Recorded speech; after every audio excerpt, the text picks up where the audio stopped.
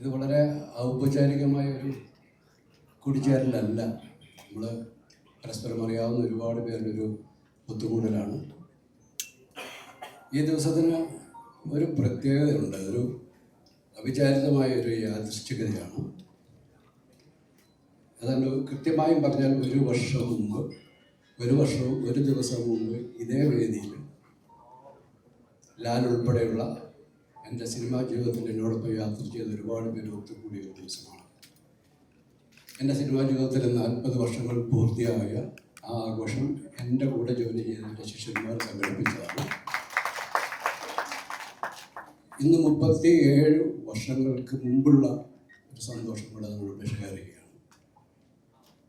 കിരീടം റിലീസാകുന്നത് 1989 ജൂലൈ 7-ാം തീയതിയാണ്. ഏതാണ്ട് 37 വർഷങ്ങൾക്ക് ശേഷം ഈ വരുന്ന ജൂലൈ ആദ്യവാരം തിയേറ്ററുകളിലേക്ക് അതിൻ്റെ റീമാസ്റ്റർ വേർഷൻ എത്തുകയാണ്. അത് സാധ്യമായത് NFDCയുടെ സഹകരണത്തോടുകൂടിയാണ്. ആദ്യമായിട്ടാണ് NFDC ഒരു മലയാള ചിത്രം അതിൻ്റെ നമ്മുടെ ഭാഷയിൽ നമ്മൾ റീമാസ്റ്ററിംഗ് എന്ന് പറയുമ്പോൾ അവർ അതൊരു പ്രിസർവേറ്റ് ചെയ്യുന്ന ഒരു രീതിയിലാണ്. ഗോവയിൽ നടന്ന ഫെസ്റ്റിവലിൽ അതിലൊരു premiere show, red carpet premiere show സംഘടിപ്പിച്ചിരുന്നു. NFDCയുടെ MD ശ്രീ പ്രകാശ് മത്തും ഇപ്പോൾ നമ്മുടെ കൂടിയുണ്ട്. അന്ന് ഇതിൻ്റെ നെഗറ്റീവ് റൈറ്റ്സ് ഹോൾഡറായ ശ്രീ വിജയകുമാർ ഞാനും അവിടെ ക്ഷണിക്കപ്പെട്ടിരുന്നു. അവിടെ ഒരു മലയാളികളല്ലാത്ത വിദേശ ഡെലിഗേറ്റുകൾ ഉൾപ്പെടെയുള്ള ഒരു വലിയ സദസ്സിന് മുമ്പിൽ അത് പ്രദർശിപ്പിക്കപ്പെട്ടപ്പോൾ നമ്മൾ ഇക്കാലം അത്രയും നമുക്ക് ലഭിച്ച ആ സിനിമയെക്കുറിച്ചുള്ള അപ്രീസിയേഷൻ്റെയൊക്കെ ഏറ്റവും പരമോന്നതമായ ഒരു അവസ്ഥ അനുഭവിക്കാൻ എനിക്ക് കഴിഞ്ഞു. ഇന്ന് വീണ്ടും തിയേറ്ററുകളിൽ ഒരിക്കൽ കൂടി കാണാൻ മലയാളികൾ ആഗ്രഹിക്കുന്ന ഈ ചിത്രം എത്തുമ്പോൾ അത് അതേ സ്വീകാര്യത ഈ സിനിമയ്ക്കുണ്ടാകും എന്ന് ഞങ്ങൾ വിശ്വസിക്കുകയാണ്. ഇവിടെ ഈ സന്തോഷം നിറഞ്ഞ ഈ സമയത്ത് നിൽക്കുമ്പോഴും ഒരുപാട് സങ്കടപ്പെടുത്തുന്ന ഓർമ്മകൾ കൂടി നമ്മോടൊപ്പമുണ്ട്. കടന്നു വരുമ്പോൾ നിങ്ങൾ കണ്ടു, ഈ സിനിമയുടെ ഭാഗമായിരുന്ന ഈ സിനിമയുടെ തിരശ്ശീലയ്ക്ക് മുമ്പിലും പിൻപിലുമായി പ്രവർത്തിച്ച ഒട്ടനവധി പേർ ഇവിടെ നമ്മോടൊപ്പമില്ല.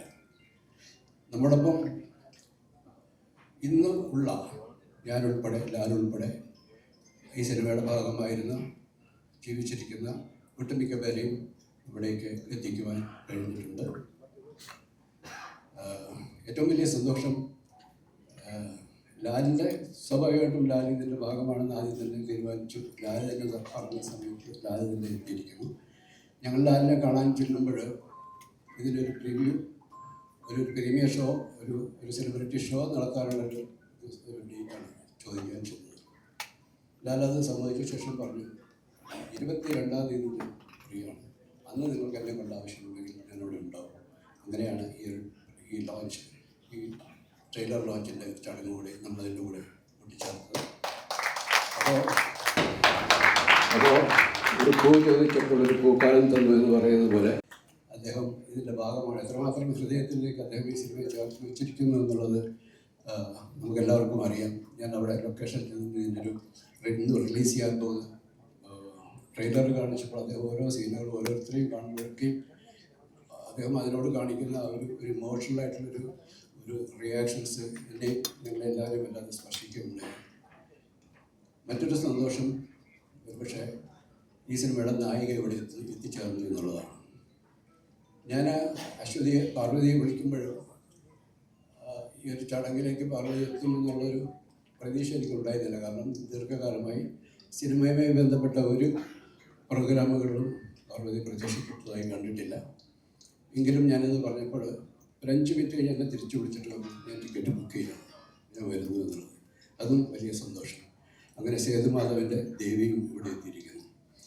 ഈ സിനിമയുടെ മറ്റ് അണിയറ പ്രവർത്തകരായിട്ടുള്ള ക്യാമറാമാൻ കുമാറുണ്ട്, കൈതപ്പുറം ദാമോദരൻ വരി അദ്ദേഹമുണ്ട്, MG ശ്രീകുമാറുണ്ട്, എഡിറ്റർ ഗോപിനാഥൻ എത്തിച്ചേർന്നിട്ടുണ്ടെന്ന് വിശ്വസിക്കുന്നു. ഇപ്പോൾ നമ്മുടെ കൂടെ ഉള്ള അഭിനേതാക്കളായിട്ട് ഉള്ള മണിയൻ പിള്ള രാജുണ്ട്, ജഗദീഷ് ഇവിടെ എത്തിച്ചേരുമെന്ന് വിശ്വസിക്കുന്നു. ഉഷയുണ്ട്,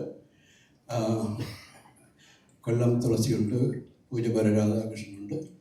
അങ്ങനെ ഈ സിനിമയുടെ ഭാഗമായിരുന്നു ഒട്ടുമിക്ക പേരും ഇവിടെ എത്തിച്ചേർന്നിട്ടുണ്ട്.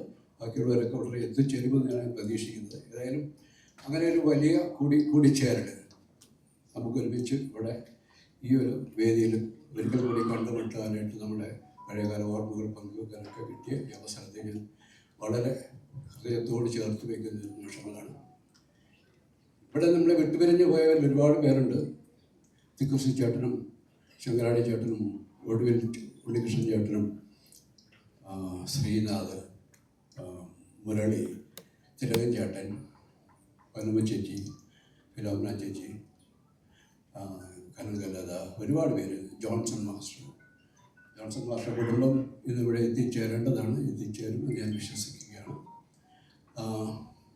അതിലേറ്റവും കൂടുതൽ എന്നെ വ്യക്തിപരമായിട്ട് എനിക്ക് സങ്കടപ്പെടുത്തുന്നത് ഒരാളുടെ ഭാവം ലോഹിതദാസിൻ്റെതാണ്. ലോഹിയുടെ ഉണ്ടായിരുന്നെങ്കിൽ എന്ന് ഞാൻ വല്ലാതെ ഇപ്പോഴും മോഹിക്കുന്നു. ലോഹിയുടെ ആ ഒരു അസാന്നിധ്യത്തെ നികത്തുവാനായിട്ട് അദ്ദേഹത്തിൻ്റെ 2 മക്കളും ഇവിടെ എത്തിച്ചേർന്നിട്ടുണ്ട്. ഈ വേദിയിലേക്ക് ഇനി വിളിക്കേണ്ടത് ലോഹിയായിരുന്നു. ലോഹിക്ക് പകരം ലോഹിയുടെ മക്കളെ 2 പേരും ഞാൻ ഇങ്ങോട്ടേക്ക് ക്ഷണിക്കുകയാണ്. ഹരികൃഷ്ണൻ ലോഹിദാസ്, ദേശാസ്. ഇതാണ് ഞങ്ങളുടെ പുല്ലുള്ളി, ഇതിൻ്റെ ചക്കര. ഞങ്ങൾ കിരീടത്തിൻ്റെ ലൊക്കേഷൻ ആദ്യം പാലക്കാട് ഭാഗത്താണ്, ചിറ്റൂരാണ് ഉദ്ദേശിച്ചത്. ലൊക്കേഷൻ കാണാൻ പോയി വരുമ്പോഴൊക്കെ ലോഹി വല്ലാതെ ഒരു ടെൻഷനിലാണ്. കാരണം ലോഹിയുടെ ഭാര്യ ഗർഭിണിയാണ്, പ്രസവം അടുത്തിരിക്കുന്നു, ഏത് ദിവസവും പ്രസവം സംഭവിക്കാം. അങ്ങനെ ഞങ്ങൾ പാലക്കാട് ചുറ്റോട് ഭാഗത്തൊക്കെ തിരിച്ച് വടക്കാഞ്ചേരിയിലെത്തിയപ്പോൾ വണ്ടി നിർത്തിയിട്ട് ഒരു ടെലിഫോൺ മുതൽ കയറി ലോഹി ഫോൺ ചെയ്തു. അപ്പോൾ അറിയുന്നു ഈ ചക്കര ജനിച്ചത്. അങ്ങനെ അവർ ജനിക്കുന്നതിന് മുമ്പ് അവരുടെ അപ്പൻ എഴുതിയ ഒരു മലയാളത്തിലെ ഏറ്റവും മികച്ച സിനിമയുടെ ഈ ആഘോഷങ്ങളിലേക്ക് അവരെ എത്തിച്ചേരാൻ കഴിഞ്ഞതിൽ എനിക്ക് വളരെ സന്തോഷമുണ്ട്. നിങ്ങൾക്ക് അച്ഛനെക്കുറിച്ച്, അച്ഛൻ്റെ സിനിമയെക്കുറിച്ച്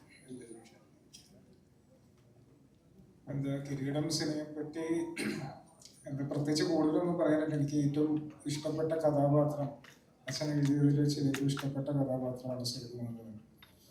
അത് ആ സിനിമ ഞാനൊക്കെ ഈ പറഞ്ഞ ചെറുപ്പത്തിൽ തൊട്ട് എപ്പോഴും ടി വിയിലൊക്കെ പലപ്പോഴും കണ്ട് അങ്ങനെയാണ് വന്നിരിക്കുന്നത്. ഒരിക്കലും അന്ന് ആ ഒരു തലമുറ ഫ്രഷായിട്ട് തിയേറ്ററിൽ കണ്ടപ്പോൾ ഉള്ളൊരു അനുഭവത്തെ പറ്റിയൊന്നും നമുക്ക് ചിന്തിക്കാൻ പോലും പറ്റുന്നില്ല.